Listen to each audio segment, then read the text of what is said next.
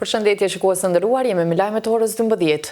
Në seancën e sotme të dhomave të specializuara të Kosovës në Hag, mbrojtja e ish-deputetit Recep Selimi ka nisur fjalën përmbyllëse duke theksuar se zyra e prokurorit të specializuar nuk ka arritur të vërtetoj pretendimet e veta kundër tij.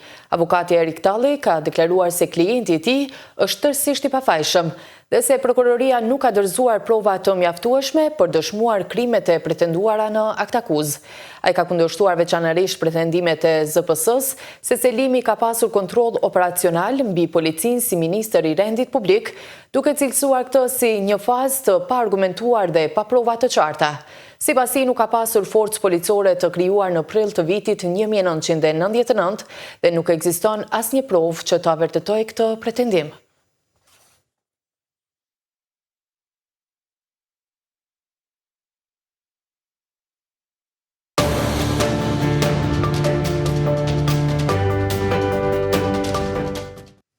Lidhja Demokratike e Kosovës e ka quajtur selektive dhe të pjesshme rezolutën për gjykatën speciale, që të njëjtën në mbrëmja pa përkrahjen e kësaj partie, e miratoi Kuvendi i Kosovës.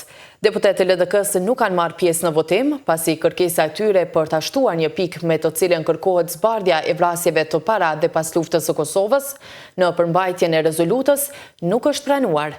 Në reagimin e saj, LDK-ja thekson se mbështet fuqishëm pranimin e gjykimit të drejtë, të paanshëm dhe sipas standardeve ndërkombëtare, por sipas saj drejtësia nuk mund të trajtohet si koncepti fragmentuar.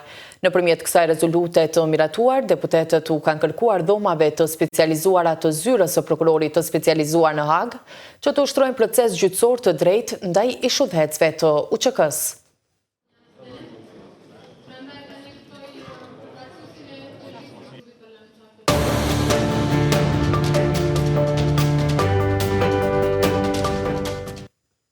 Kryeministri i Kosovës Albin Kurti ka udhëtuar drejt Gjermanisë për të marrë pjesë në edicionin e 62 të konferencës së sigurisë në Munih, e cila mbahet nga 13 deri më 15 shkurt.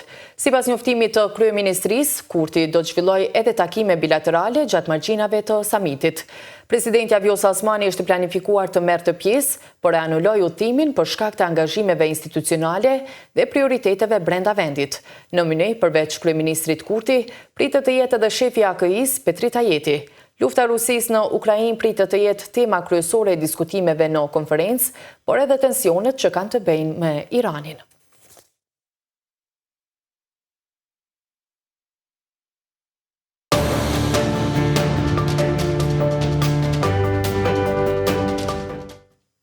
Antarë të Parlamentit Studentor të Universitetit të Prishtinës Hasan Prishtina kanë zhvilluar një aksion simbolik para zyrës së Bashkimit Evropian në Kosovë në shenjë mbështetje ndaj ish-krerëve të ushtrisë qytetarë të Kosovës. Përfaqësuesi i Parlamentit Studentor, Donard Humolli, ka thënë se studentët nuk kërkojnë trajtim të veçantë për ish-pjesëtarë të UÇK-s, por drejtësi të barabartë, transparente dhe të bazuar në prova. Ai gjithashtu bëri thirrje për forcimin e besimit në drejtësinë nga Bashkimi Evropian dhe për shmangjen e çdo perceptimi që drejtësia mund të shihet si selektive, duke ftuar qytetarët dhe studentët të marrin pjesë në marshin që do të mbahet me 17 shkurt me moton drejtësi jo politik.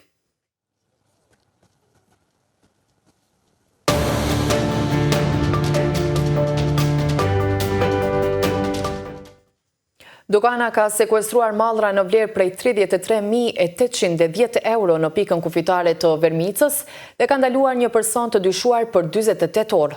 Mallrat të ndara në 233 pako përfshinin tekstile, këpucë, kozmetik, aksesor dhe produkte ushqimore me shmangje doganore 10.075 euro. Sipas doganës, ngasësi i automjetit nuk ju bind urdhrit për ndalim dhe u largua, por u kap më pas në autostradë.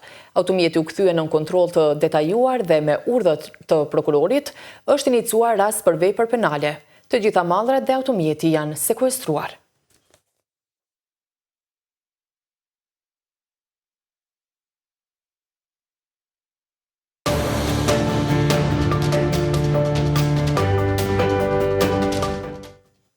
Sekretari Amerikan i Shtetit Marco Rubio e ka cilësuar situatën aktuale si një moment përcaktues dhe fillimin e një epoke të re gjeopolitike, teksa u thon drejt Evropës për të marrë pjesë në konferencën e sigurisë në Munih.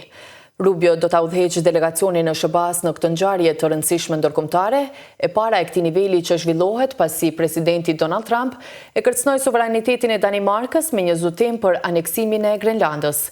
Bota po ndryshon shumë shpejt para syve tanë, u shpreh Rubio, duke shtuar se kjo epokë e re kërkon rishqyrtim të rolit dhe përgjegjësive të aktorëve ndërkombëtar. Rreth 50 lider botror pritet të marrin pjesë në konferencë dhe në fokus të saj do të jenë lufta në Ukrainë, tensionet me Kinën dhe mundësia një marrëveshjeje të re bërthamore mes SBA-s dhe Iranit.